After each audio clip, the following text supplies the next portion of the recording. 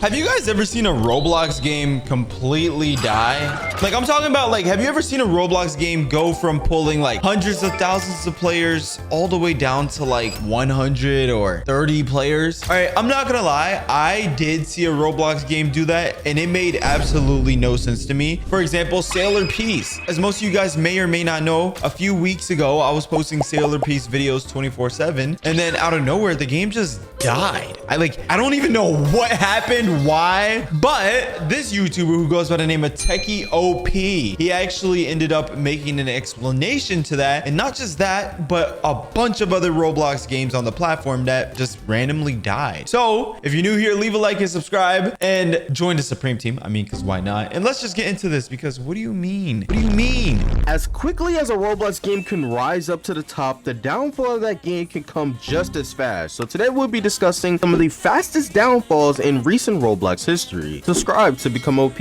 Starting with The Forge, aka the game that tricked 90% of the Roblox. Wait, dude, what the heck happened with The Forge? No, that was weird. That game came out, everyone thought it was gonna be the next big thing, and then it just died. Like, what the heck? No, because that game literally died. Like, no one knows what happened to it. Player base into enslavement for a little while. But in all seriousness though, The Forge reached peak player counts of over 1 million players, and I'm not gonna lie, we all thought this game was gonna be like the savior of Roblox. I did too, bro, especially because that game dropped while there was like the whole the whole Roblox game page was filled with brain rot. Sort of brain rot, bro. Like, literally, this game dropped and touched 1 million players while all these brain rot games was out. So I thought this was going to be the next big thing. Even I was in temporary psychosis playing this game because it genuinely was the first time in months at that point that a brain rot or an AFK simulator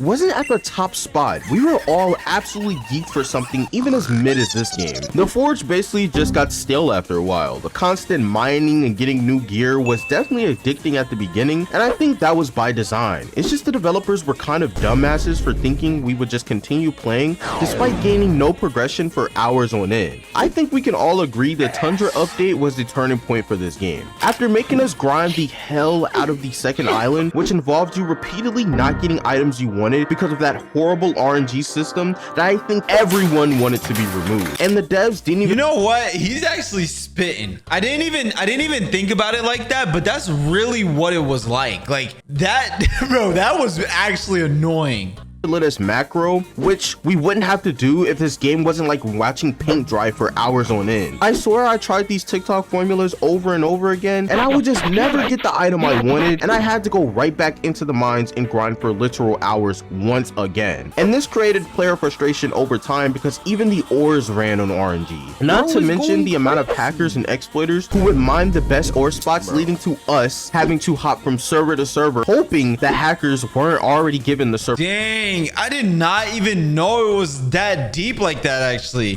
Hold on, let me see The Forge. Yo, cause nah, bro is real deal spitting. It got 2,000 people playing it. That's actually not that bad. Like, when was the last time they updated? 4 weeks ago. Okay, well, I mean, it's not that bad.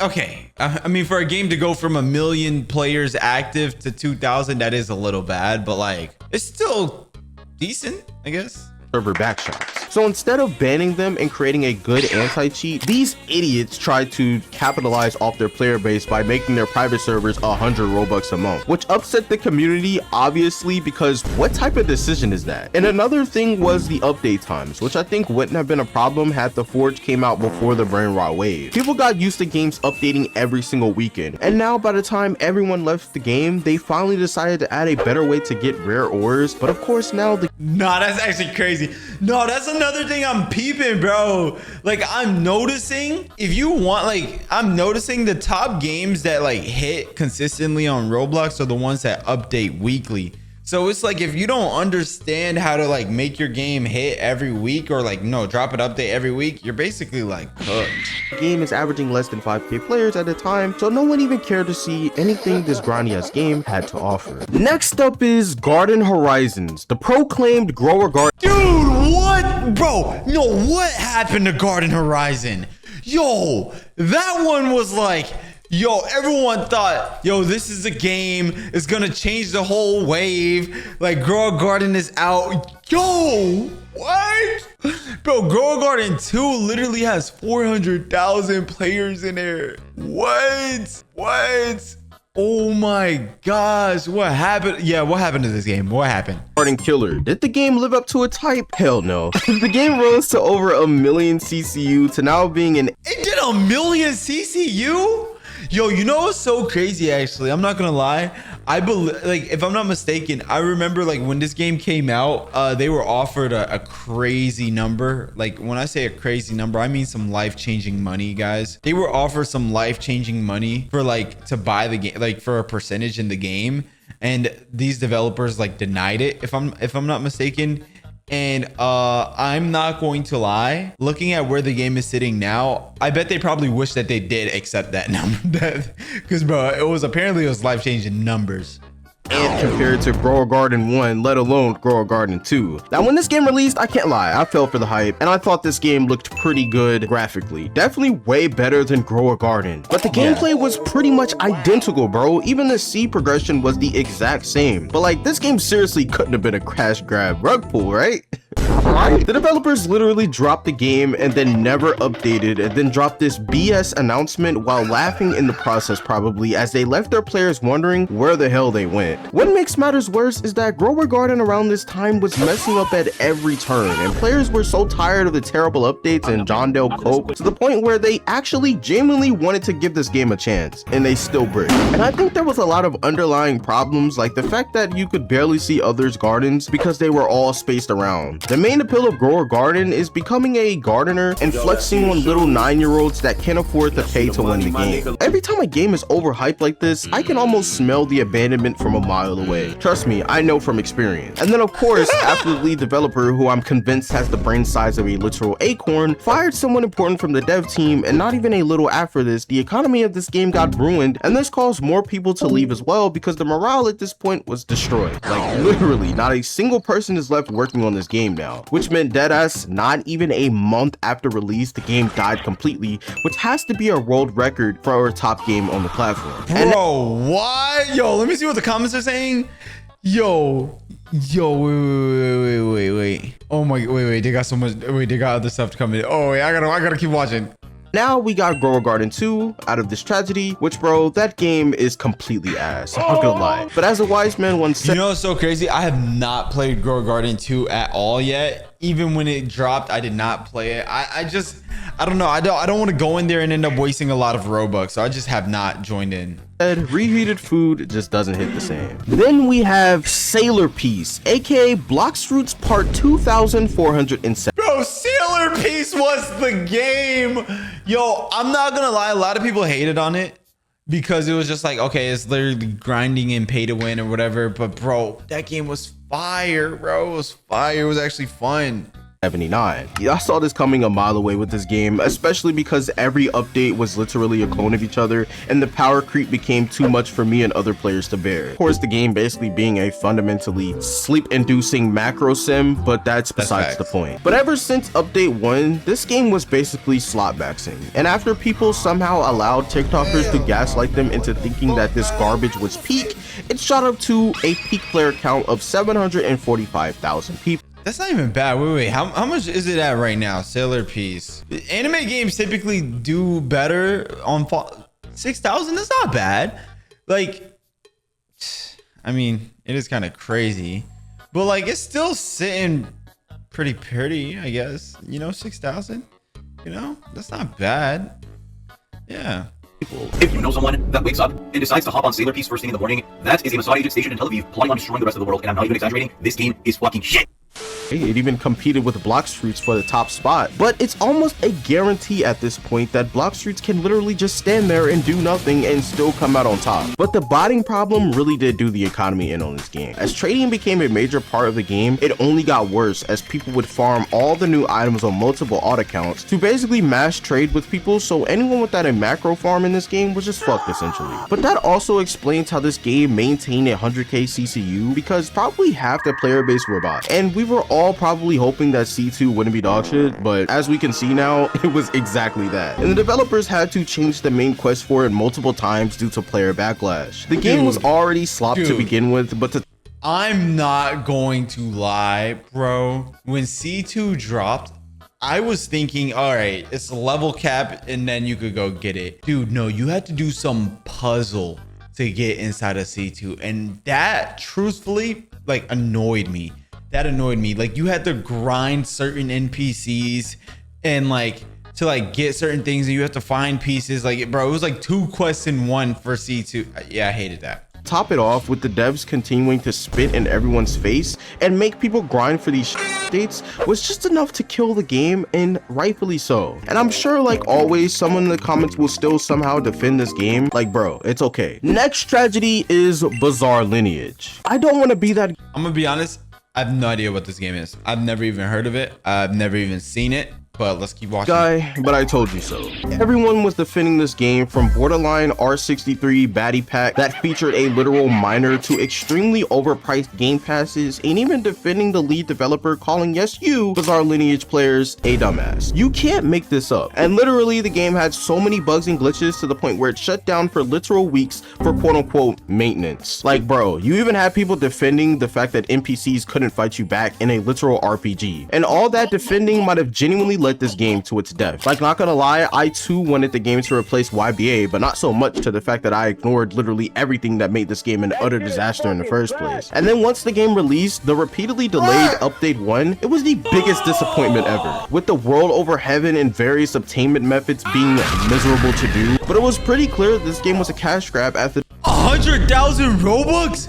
That's fake. That's gotta be fake. Nah, bro, 100,000 is insane. Developer Midas decided after update 1 he was finished with this game, and now it averages less than 1k players, failing to knock off YBA off its throne. Next up is Bite by Night. When this game was getting sneaked for the first Dude, I heard of this game and I still did not play this game. I don't play scary games, buddy. time, everyone thought this would be the game to kill Forsaken because of how insanely high quality it looked, and the game went from over 350k players down to under 50k to being completely vanished from the platform entirely. And what happened to this game is pretty concerning, to say the least. The reason why most people stopped playing Bite by Night after the hype release was mainly due to the balance and lack of content provided in the game. This made players return to those other games on the platform, like, again, Forsaken, Die of Death, etc. And with the Puppet and other updates receiving delays, this made it even worse for this game. Plus, like with every other ASIM game, the players just cried and whined and bitched about literally everything in this game being too survivor-sided, and made it too easy for them to loop due to how the maps were designed in this game. Sounds like another ASIM game I know all too well. But about a month and a half ago, the game entered what seemed like a permanent maintenance period for the game, and the game was already declining in players in the first place, so I do think this was the best decision to keep the game from declining further into the abyss. But who knows, maybe we were just hallucinating this game's existence. But that's just a theory, a game.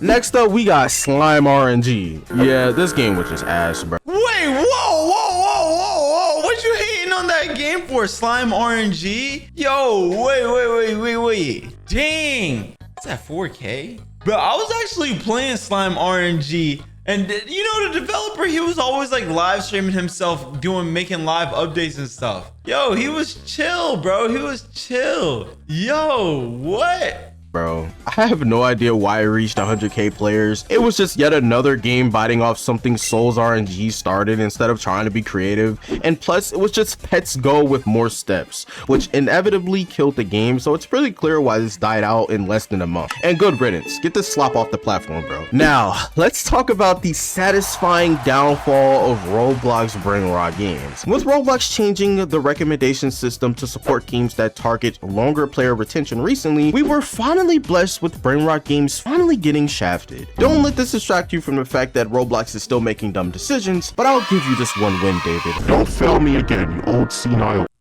But games like Escape Through Tsunami, which was that really bad Still a Brainrot clone that had you running away from tsunamis at Mach 8 speed, which went from having over 4.9 million players to now having less than 10k. Plants vs. Brainrots, which was John Dale basically disgracing my childhood game. Plants vs. Zombies with AI slop insteadification, which went from having over 8 million players at one point to now also averaging around 6k players. Thank God, bro. PvZ fans, we finally got justice. The Brainrot trend got so bad that even Creekcraft couldn't profit off this trend with his slop cash grab sell for Brainrots. Didn't even get to 100k players, and it was basically dead on arrival. Overall though, the death of most Brainrot games genuinely makes me happy. Of course, you still have your games like Still a Brainrot and games like Kick a Lucky Block hanging on for dear life, but even those games have took a major hit in CCU, so I consider it a major W. Rest in peace. Remember Jujutsu Infinite? Yeah, the game that was destined to become the best Roblox anime game but ended up being Bandit Beater number 97. I practically predicted its downfall. You could tell he loves anime games though.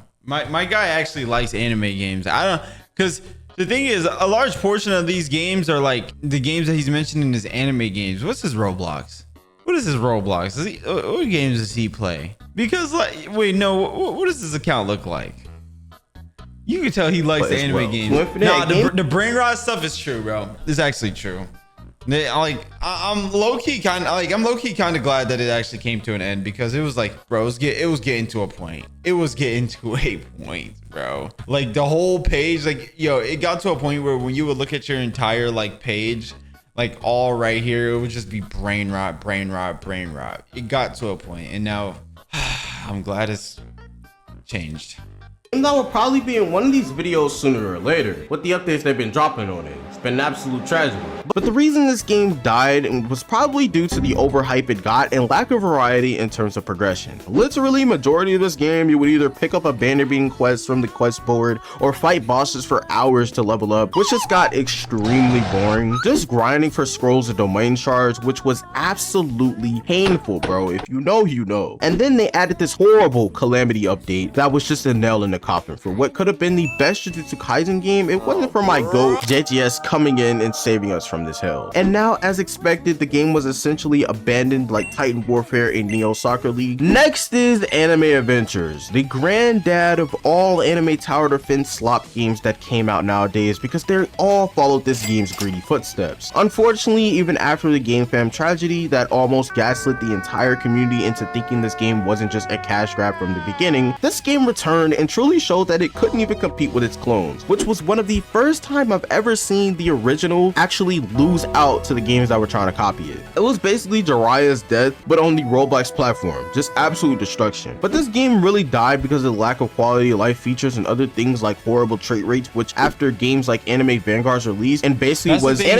so the thing is, I never really play not anime games. I never really play tower defense type of games because it's just not naturally my thing. But I think if I'm not mistaken, I'm the owner of this game, bro. He was giving me millions of Robux. Like, yo, the owner of this game, Anime Adventures, April AA. Yo, what the? Wait, is this the game? Gomu. Wait, is it this game? I don't think it was this game. Let me see. Wait, I don't know if it was this game, but I know there was a type of Anime Adventures game where the owner was giving me like millions of Robux daily. It was it was crazy. But nah, that stuff is crazy though.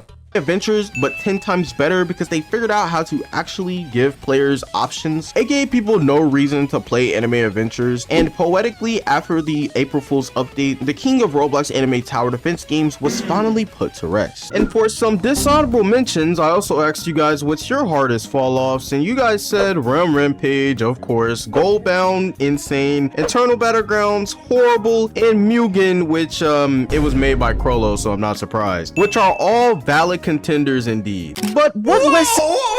What is that supposed to mean? Crollo is, bro. What do you bro? Wait, what is that supposed to mean? Crollo's chill. Crollo's a W, bro. He did Blue Lock Rivals. Yo.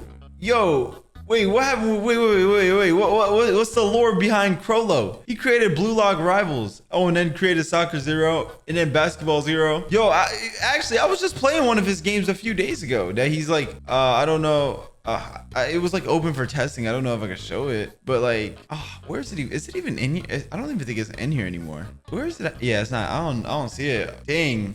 Yeah, but I was playing one of his games a few days ago. It was pretty fun. I thought it was cool. What happened with Crollo? And can be learned from all these failures. Probably the fact that chasing easy money on Roblox can sometimes lead to a game dying off before it can fully reach its max potential. And sometimes it just means that the game was never really meant to be popular as it was in the first place. And now hopefully with games like Animal Hospital getting popular, we can start seeing more actual games getting popular on the platform instead of AI slop being plastered. Nah, that's facts. I stand behind that. Animal Hospital is a really well quality built game, actually. Yo, guys, should I make a video on Animal Hospital? I don't think I've ever done that. All over the top of the front page. And what I wish the devs of these games would realize is that Roblox players are human beings and not robots to be taken advantage of constantly by their greedy practices. It's disgusting and honestly should be illegal. But as I say in every video, if you guys enjoyed this video and would like to see more content like this one, don't forget to like, subscribe, and I'll see you guys in the next video. His videos are actually good.